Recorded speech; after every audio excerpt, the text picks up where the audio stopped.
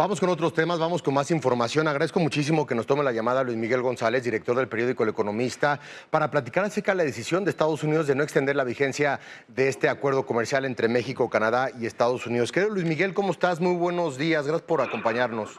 Muy buenos días, un gusto siempre estar con ustedes, Juan Pablo.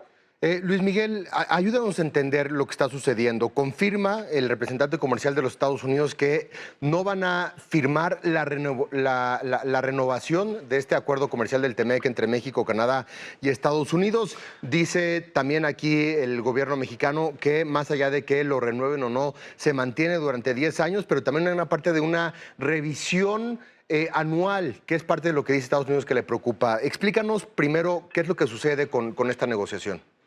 Creo que muchos de los que nos están escuchando, viendo, están conscientes de que el 1 de julio era una fecha muy importante porque se cumplen 6 años de la entrada en vigor del TEMEC.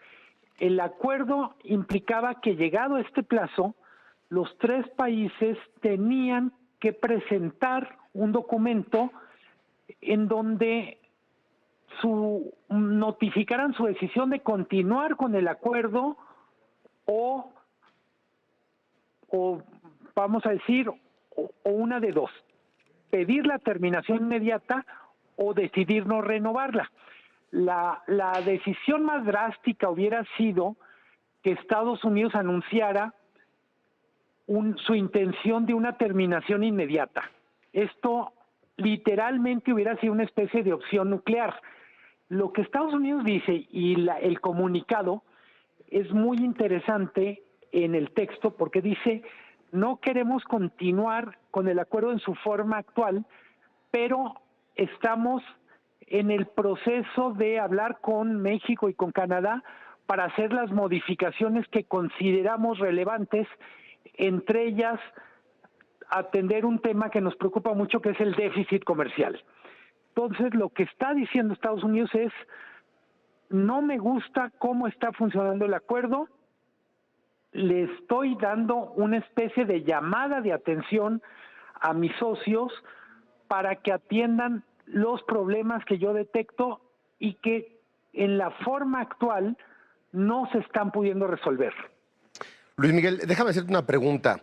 Esta decisión, a partir de tu conocimiento respecto a los números, las cifras, las ventajas comerciales que tiene México específicamente con este acuerdo comercial, ¿esta decisión es una decisión política por parte del presidente Donald Trump o esta decisión es en efecto una decisión financiera comercial a partir de una desventaja en el déficit, como tú nos explicas, que tiene Estados Unidos? Yo creo que son ambas cosas, Juan Pablo. Hay un mensaje a su clientela política. Pienso en este grupo de obreros, trabajadores, que llevan años diciendo la globalización, el libre comercio, para nosotros tuvo más broncas que ventajas. Entonces, esta parte del mensaje es política.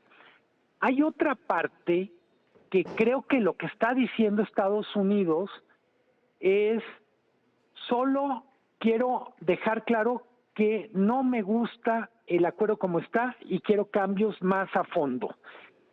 Me llama la atención del texto que solo se refiere al tema de déficit comercial. Para ponerlo en perspectiva, México tiene un superávit, es decir, le vende a Estados Unidos más de lo que le compra, que prácticamente es del mismo tamaño del que tiene China. El argumento de México cuando se discute este tema es: oye, no todo lo que yo te vendo está solo hecho en México. Hay un contenido muy importante de piezas, componentes, insumos, que en realidad son de Estados Unidos y que se incorporan en el ensamblado en México.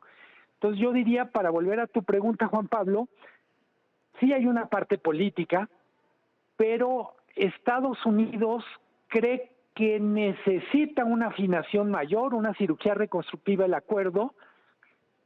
¿Qué ventaja tiene Estados Unidos? Por un lado es el socio más fuerte. Cuando vemos, por ejemplo, ¿cuánto depende la economía de cada país del acuerdo? Pues en cifras muy gruesas, para México alrededor del TEMEC son 2/3 de su PIB, para Estados Unidos es una sexta parte. Ujú, ujú. Eso le da cierta capacidad de negociación. En buena medida, creo que la palabra clave o el concepto clave es Estados Unidos va a pedir cambios puntuales a cosas del acuerdo. Probablemente eso signifique que el TEMEC no vaya a seguir siendo el acuerdo en los términos exactamente que eran. Puede haber acuerdos sectoriales que se suben al TEMEC y creo, tú sabes más del tema que yo, Juan Pablo, que lo que sí conflictúa mucho a Donald Trump y su administración es que a él le gustaría que si hubiera cambios fueran en forma de órdenes ejecutivas, cuestiones que pueda hacer desde el Ejecutivo, pero el comercio exterior en Estados Unidos es un asunto que es del Congreso. Entonces, cualquier cambio significativo al TEMEC o al USMCA tendría que pasar por el Congreso y no necesariamente va a mantener el control del Congreso el Partido Republicano y los aliados de Trump. Es correcto, es correcto. Y Luis Miguel, me gusta mucho cómo lo pones y lo explicas en términos de negociaciones sectoriales a partir de lo que vamos a comenzar a ver ahora, lo que implica que a ver, un poco para resumir lo que nos explicas es, esto no es el fin del TEMEC, pero esto sí le permite a las distintas industrias norteamericanas, a partir justamente de estas políticas legislativas de las que nos explicas, para presionar a ciertos sectores permanentemente, es decir, año con año se va a estar revisando cada uno de los acuerdos sectoriales con las distintas industrias y con los distintos productos y con los distintos acuerdos comerciales que existen. En el momento que se sientan incómodos con lo que están planteando, esos sectores podrían ir saliendo en ese sentido, entonces, de esos acuerdos comerciales y hacer un tratado comercial mucho más pequeño del que tenemos. Sí, probablemente no perder de vista el acuerdo sigue, pero lo que vamos a ver es que probablemente se descomponga o se fragmente en acuerdos muy puntuales en industrias. No es ningún secreto cuáles son las industrias que en este momento son parte del conflicto. Una que es muy importante para México es la automotriz. El otro sector donde hay mucho conflicto es agricultura, y yo pondría como sectores no problemáticos, sino con muchísimo potencial, farmacéutica y minería. ¿Por qué hablo de esta parte positiva? Hay que pensar también que no toda la actualización del TEMEC, no toda suma cero, donde lo que gana Estados Unidos lo va a perder México. En minería, me refiero la exploración y explotación de minerales críticos, Estados Unidos está muy interesado en sumar a México.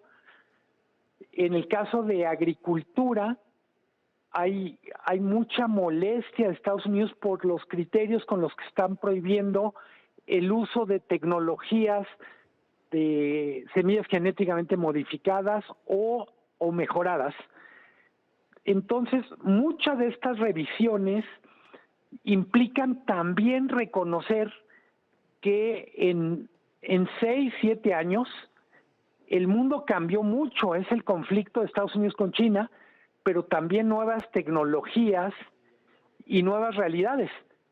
Creo que es una amenaza esta revisión, va a traer incertidumbre, pero también va a traer oportunidades, y no hay que perder de vista esto, Juan Pablo. Sin duda. Y Luis Miguel, agradeciéndote mucho que nos hayas acompañado esta mañana. Tengo 2 preguntas más rápidamente para ti. Por una parte, ¿dónde queda Canadá en esta negociación? ¿Estamos entonces ante un acuerdo más bilateral que trilateral con respecto a lo que implica el TEMEC como tal, estas cuestiones en donde las preocupaciones norteamericanas tienen que ver específicamente con México en ese sentido? ¿Es quizá la oportunidad para que México pudiera realizar un tratado bilateral específicamente con Canadá o lo ves como parte de este mantenimiento de los tres países en este acuerdo? Y por otra parte, Luis Miguel, ¿pudo el gobierno mexicano, a través de la Secretaría de Economía, hacer algo más con respecto a esta negociación o consideras que era ya una posición cantada por parte del gobierno estadounidense? Empiezo por la primera, que es más fácil. Canadá está, de hecho hubo una reunión virtual de los tres países. Hay una especie de coreografía donde hay comunicados de los tres países.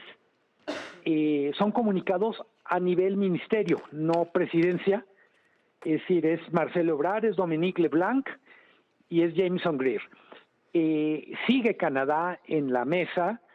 Creo que del otro lado, ya ha sido muy claro el representante comercial de Estados Unidos, hay agendas que solo tienen que ver con Estados Unidos y Canadá y hay agendas que solo tienen que ver con Estados Unidos y México. Canadá tiene un historial importante de conflictos con Estados Unidos por la protección a la industria, a sus industrias lácteas, a la industria de la madera y a su industria cultural.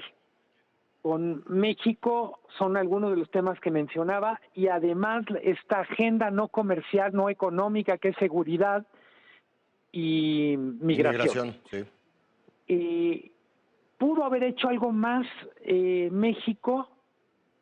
La verdad es que han sido las negociaciones tan herméticas que es muy difícil saber cómo se condujeron. Hay que decirlo, comparado con la negociación que concluyó, que cristalizó con la firma del TEMEC en 2018, el gobierno actual y el gobierno de López Obrador pusieron una distancia muy fuerte respecto al apoyo o al diálogo con el sector empresarial mexicano, el famoso cuarto de junto. A la distancia yo diría una cosa que sería deseable es que haya más coordinación con otros sectores yo diría, sectores relevantes en México, pienso científicos, pienso organismos empresariales, simplemente o empresas que tienen muchísimo conocimiento sobre alguno de los temas a discutir. Creo que esa parte, respecto a hace 8 años, representa, no sé si necesariamente un retroceso, pero una vulnerabilidad de la manera en que México planteó la negociación. Se entiende perfecto, creo, Luis Miguel. Siempre un lujo escucharte. Gracias por esta llamada y por supuesto que le vamos a seguir dando al tema y platicamos contigo más adelante. Gracias, Luis Miguel. Qué gusto saludarte. Encantado siempre. Un abrazo. Gracias, Luis Miguel González, el director del periódico El Economista.